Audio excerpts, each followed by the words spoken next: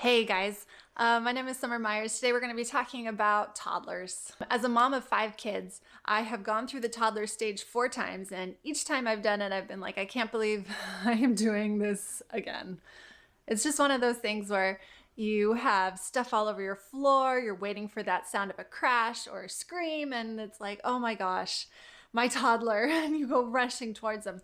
But what's really actually the most terrifying part about toddlers is the silence. Like every once in a while, they'll be playing quietly in some room and it's suspicious. And you're just like, what are they doing? And then you come in and you're like, oh, Desitin, or oh, baby powder, or oh, oil or flour, or whatever the mess is that they have gotten themselves into. Fun fact, all of that has happened to me. So with toddlers, how do you homeschool with them? Such busy bodies that are so full of life and interest and loud noises. How do you homeschool and focus on other children when you've got this little being who needs your attention just as much? And that's what we're going to talk about today. So this is how it's going to go. This video is primarily about not preschool, and I'm going to be doing a preschool video and sometime when I get around to it. This video is primarily about how do you homeschool with a toddler, focusing particularly on times when they are awake and you haven't been able to wrap your schedule around. A lot of the research that I did when I had toddlers and I was like, I got to get stuff done. How do people do it? A lot of them said, do it while they're napping. Okay, so here's the thing. Toddlers nap for like maybe an hour. Oh, that's not true. I had a toddler who would nap for like 3 hours and that was blissful. But toddlers, most the toddlers after that I had only nap for an hour, and I need more hours in the day to get stuff done. So that's what we're going to talk about today. And before we start about physical tips, I want to talk about toddler parenting in particular. Because if you understand where a toddler is coming from, I think it's much easier to address those issues that come with toddlers. Toddlers are such busybodies. They need to move, they need to experience, they're full of life, they have to have something. So the best way to address that is to channel all that energy into something good. For us, that was running up and down the stairs if they were at that age where they could safely do so, run up and down the stairs a couple of times. Sometimes I'd grab a basket and say, here, dump this out, like let them dump it out because they want to. Let them dump it out and then say, okay, here's a timer. I'm going to time you. Try to get that in as fast as you can. Show them how to do jumping jacks. If you've got a trampoline, send them outside and let them jump on that for a couple of hours. Something that they can push that body to get rid of that nervous energy. If you've homeschooled, you'll notice sometimes your kids have difficulty focusing. If you get them to stand up and do a couple of jumps, they'll feel a lot better. Same thing with toddlers. They will feel a lot better if they have put out that energy. Toddlers are in this transitional phase. They're not a baby anymore. When they were a baby, they were a part of you still. So they were held all the time. You were nursing them, feeding them. Pretty much a lot of your energy and thought process was going into this baby. This baby was not so much a separate being. It was still very much a part of you. Toddlers are now like, I'm my own person. I am a physical person. And they're going to be exerting that independence in a bunch of different ways. And that can come out sassy, that can come out angry, that can come out in very much adulting, like, Mom, I got this. And my toddlers all did that. They were like, I can handle these things. Step aside, watch me do it. And, that independence is super powerful, but also needs to be validated. Let them attempt to do things by themselves, and a lot of the time it will work out for them. And the more you build that trust with your toddler, and this is, I talk about trust. I'm not saying they should be free to like cross the street without you. I'm talking about allowing them to pick out their clothes that they're going to wear that day, or allowing them to maybe not sit right next to you, being able to drink from a cup if they're a really young toddler. And obviously this comes in a very large age range, right? So toddlers to a lot of people is, about 18 months to about like 3.5, almost 4. So that's a big age range that they're experimenting their independence from you. The thing also with them feeling independent, they're struggling with themselves inside. They want to be independent from you, but they still need to feel cuddled. They still want to be kissed on the knee. They still want to be snuggled with a book, especially towards the evening. And if you give them that little bit of attention where they know that they have your undivided attention to them, where they know that you are completely focused on them, they feel much more comfortable and satisfied with themselves.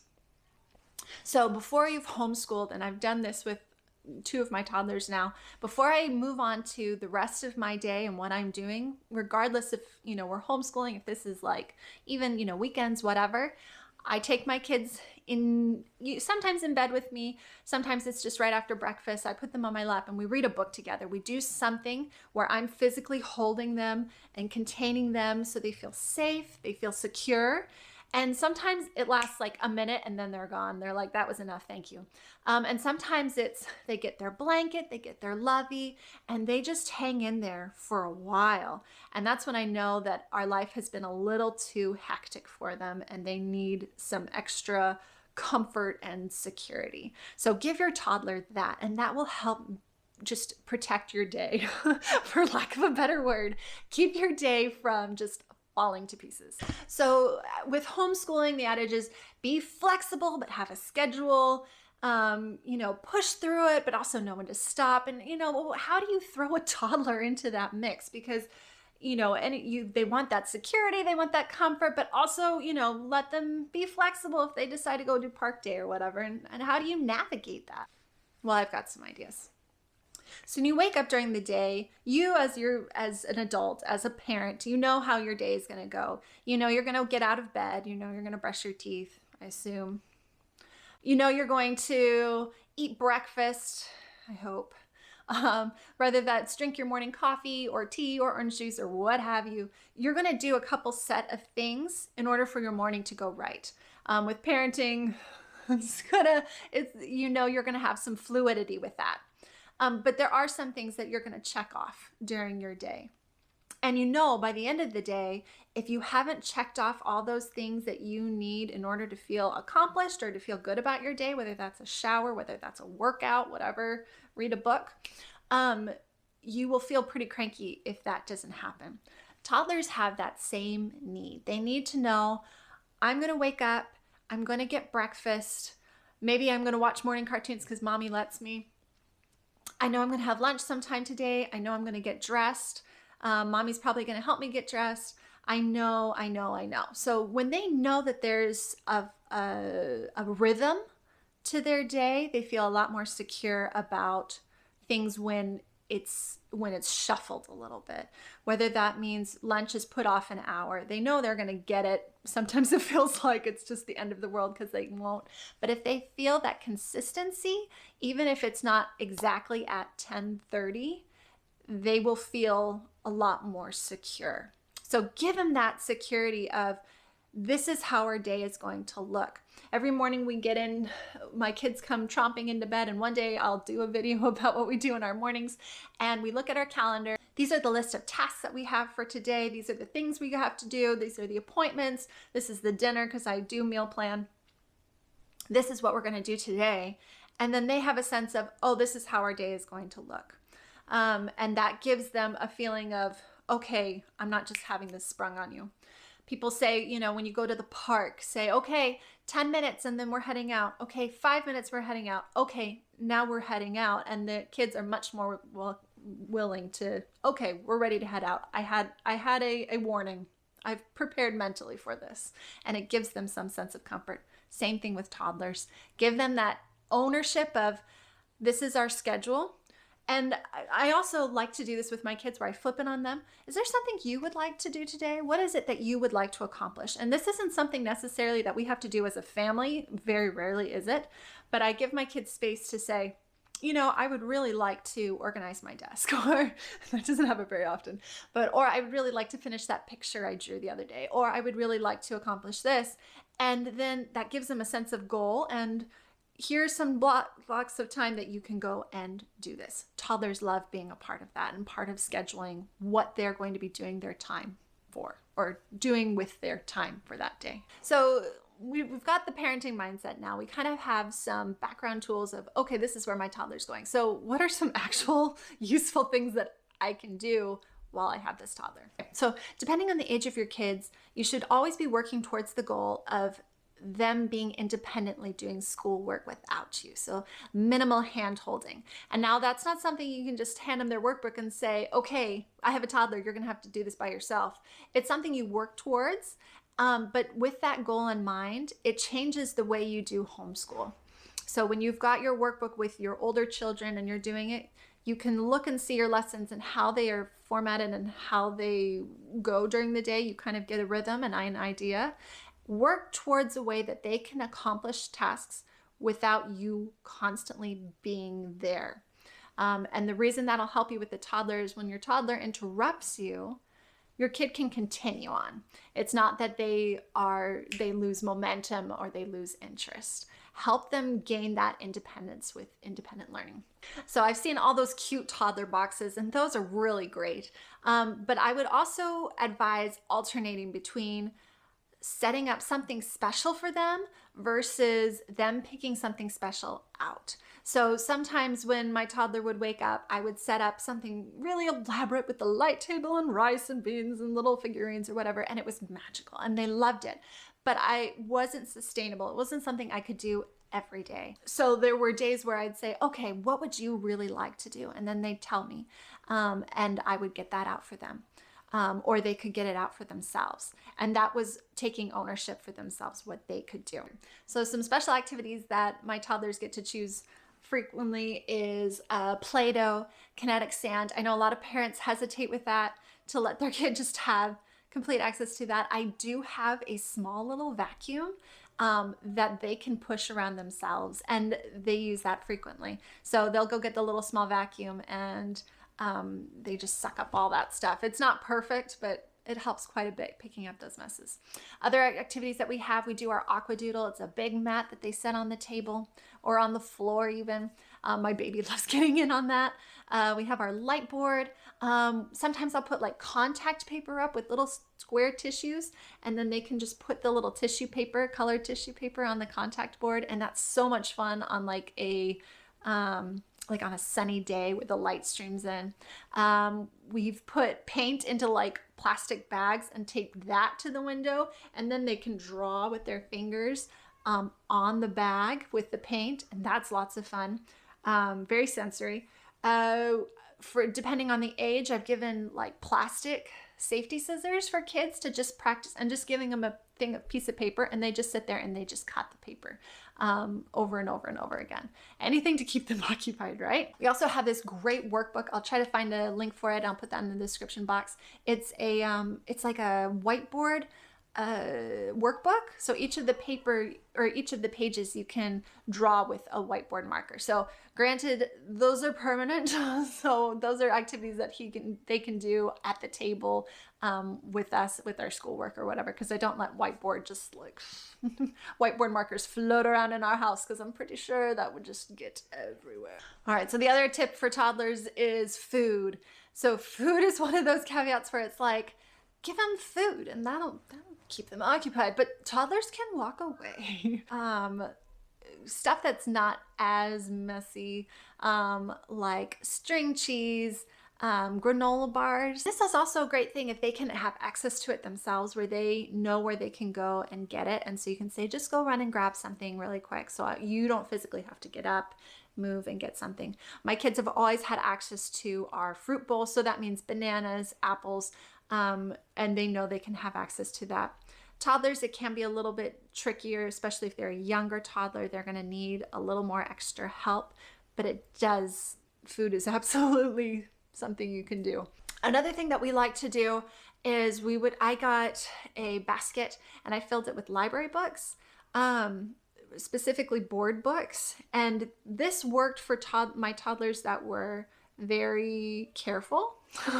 This did not work for one of my toddlers because they weren't quite as reverent with library books. And in that case, I had to just let them beat up on my other board books.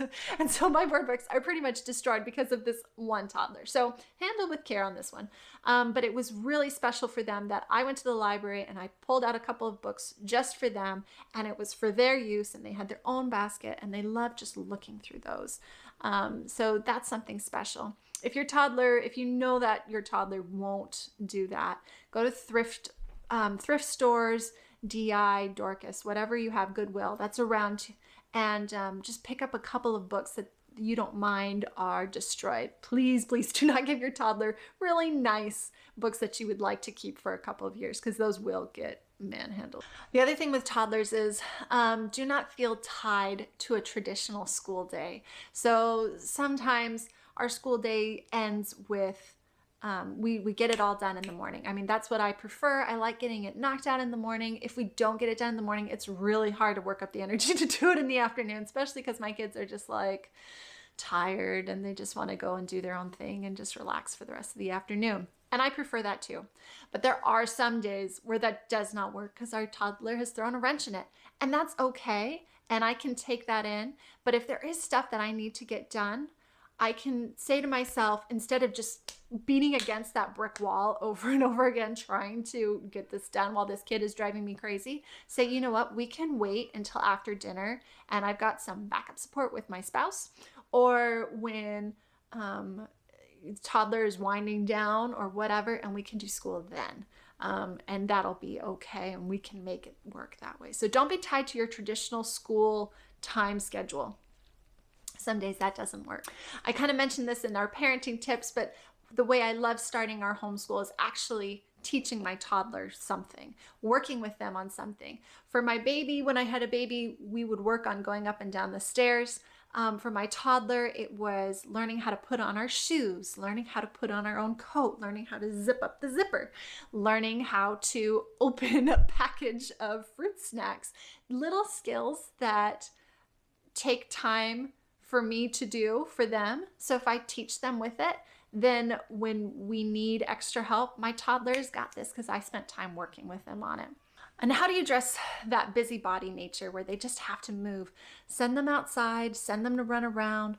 Maybe that's you going to the park and schooling at the park with your kids, where they rotate coming to you at the picnic table while they go off and run, and letting your toddler just run around crazy. Going for a walk. First thing in the morning, we always took our dog Annie out for a walk, and we would just run down the sidewalk, and my toddler would just book it. She'd book it all the way down to the end of the block. And then by the time we got back up and moved up that big old hill, she was ready to just relax and take a breather. And we were able to do school a little more successfully. So try to figure out where you can get that outlet of energy out.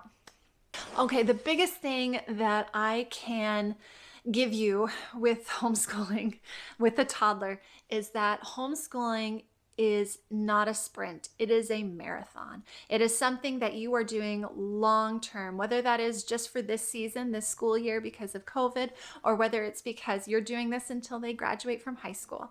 It is something that doesn't happen overnight. And how does that work in with toddlers? Well, toddlers are only a toddler for a season. And then they're grown up and they're doing kindergarten with you. And then they're doing long division with you. And then they're doing biology. And you have no longer a toddler. It's over. And those days of just craziness and whirlwind and energy is gone. I'm assuming that you're watching this video because you are struggling. And I just want you to know that you are not alone, that it is okay to struggle with your toddler. But also know that this little being loves you fiercely. They love you so desperately, and they want your approval, and they want to feel loved by you. And you can do this. Who loves them better than you do? It's you. You've got this, and nobody can parent them better than you can. I hope this video was helpful to you. If it was, like, subscribe, and hang out for a while. Anyway, thanks for watching. So if you can strap them in their, what do you call that? What do you call that? All right, what was I talking about again? Strap them in there. And it is strap them in there. Okay, so that's enough about toddlers and that's enough about toddlers. We're done with toddlers. Annie, I'm busy. No, you're gonna hit my tripod. Dad. Oh my gosh, I can't even think of it. What was I talking about again? I can't even remember. I am almost done, okay?